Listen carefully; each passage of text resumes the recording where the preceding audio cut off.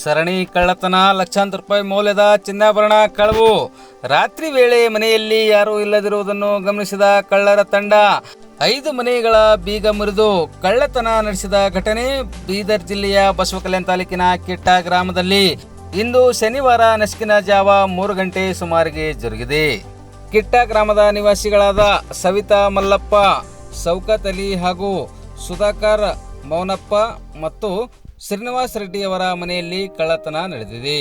ಸವಿತಾ ಮಲ್ಲಪ್ಪ ಹಾಗೂ ಶೌಕತ್ ಅಲಿ ಅವರ ಮನೆಯಲ್ಲಿ ಲಕ್ಷಾಂತರ ರೂಪಾಯಿ ಮೌಲ್ಯದ ಚಿನ್ನಾಭರಣ ಹಾಗೂ ನಗದು ಹಣ ಕಳ್ಳರು ದೋಚಿದ್ದಾರೆ.